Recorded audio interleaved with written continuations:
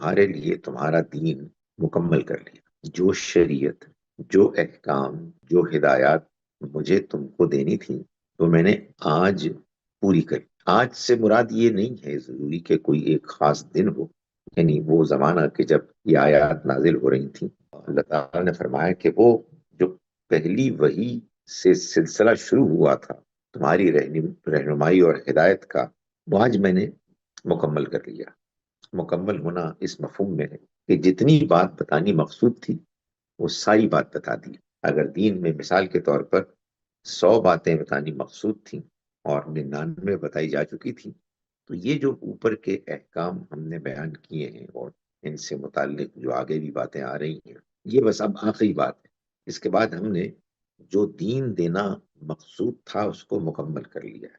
اس کا ہمارے ہاں ہمارے دور جدید میں بعض مسلمانوں نے یہ مفہوم سمجھا اور بیان کیا کہ اس کا مطلب یہ ہے کہ اللہ تعالیٰ یہ فرما رہے ہیں ہمارا دین ہے وہ ایک مکمل نظام حیات ہے۔ ہمارے دین میں اللہ تعالیٰ نے ہر چیز کو بیان کر دیا، زندگی کے ہر گوشے کا احاطہ کیے ہوئے ہے۔ یہ بات بہت سے لوگوں کی زبان سے جاری ہوتی ہے کہ دین مکمل نظام حیات، ہر پہلو سے تفصیل بیان کر دی گئی ہے۔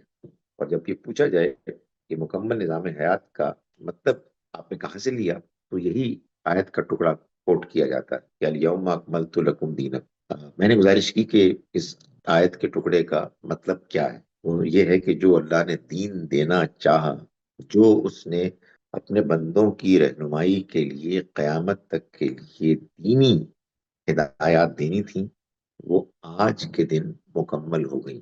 اس کا یہ ہرگز مطلب نہیں ہے کہ اللہ تعالیٰ نے ہر معاملے میں کہ آپ نے لباس کیسا پہننا ہے، آپ نے سواری کیسی رکھنی ہے، آپ نے کھانا کون سا کھانا ہے، آپ بات کیسے کریں گے، ان سب میں ہر چیز میں ساری تفصیلات بیان کر دی۔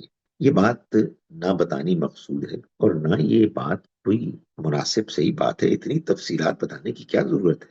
اللہ تعالیٰ تو بار بار یہ فرما رہے ہیں قرآن مجید میں، تو تم اپنی فطرت کی رہنمائی میں زندگی گزارو۔ جہاں جہاں اس میں تم سے غلطی ہوتی ہے اس کی اصلاح کے لیے میں تمہیں ہدایات دیتا ہوں، شریعت کا حکم دیتا ہوں، اور تمہیں یاد دہانی کراتا ہوں کہ تم ان سب معاملات کے بارے میں اللہ کے یہاں جواب دہ ہو۔ تمہاری عقل کافی ہے، تم اپنے تجربے سے سیکھ سکتے ہو۔ خدا تعالیٰ کی بتائی ہوئی حدود کے اندر رہ کے یہ سارے کام کرو۔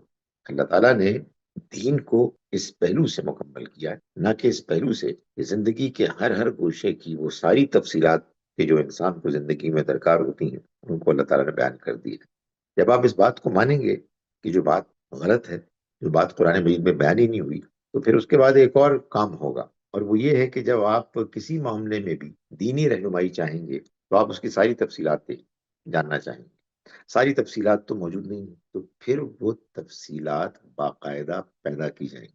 قرآن مجید کی آیات میں کہیں سے اس کو ڈھونڈنے کی کوشش کی جائے گی، اور آیات کا وہ مطلب اگرچہ نہ بھی ہو تو اس میں سے نکالا جائے گا۔ پھر احادیث بیان کی جائیں گی، اور ان میں وہ چاہے قرآن کے سنت کے مطابق ہوں نہ ہوں، چاہے ان کا یہ مطلب نکلتا ہو جو بیان کیا جا رہا ہے، چاہے نہ نکلتا ہو، چاہے وہ قابل اعتبار احادیث ہوں نہ ہوں، سب کو مانا جائے گا۔ پھر اس کا یہ نتیجہ بھی نکلے گا کہ قرآن اور حدیث میں اگر کوئی بات نہیں بھی بیان ہوئی تو فقہا نے جو بات بیان کر دی ہے، علماء نے جو بیان کر دی ہے، اس کو بھی دین کی بات مانی جائے گی۔ اس لیے کہ بھائی جب آپ نے یہ مان لیا کہ دین زندگی کے تمام معاملات میں ساری تفصیلات بیان کرتا ہے، تو پھر تو وہ ساری تفصیلات ہونی چاہیے۔ اور جیسا کہ میں نے گزارش کی، وہ تو ہے ہی نہیں۔ قرآن تو ایک اصولی بات بیان کرتا ہے، چند چند احکام دیتا ہے، تو پھر آپ وہاں سے وہ ساری تفصیلات لیں گے کہ جہاں سے کہ لینا کسی صورت بھی ٹھیک نہیں ہے، اور بالکل ہی وہ انریلائبل سورسز ہیں۔ غرض یہ کہ آپ اس آیت کا غلط مطلب سمجھ کر وہ دین مانیں گے، سمجھیں گے اور اس پر عمل کریں گے کہ جو اللہ کا دین ہے ہی۔ اور یہ ایک بڑی ٹریجڈی ہے جو ہمارے ہاں ہوئی ہے، اور اب بھی لوگ اس کا شکار ہیں۔ میں نے اس ٹکڑے کی وضاحت کر دی۔ آج کے دن میں نے تمہارے لیے تمہارا دین مکمل کر دیا،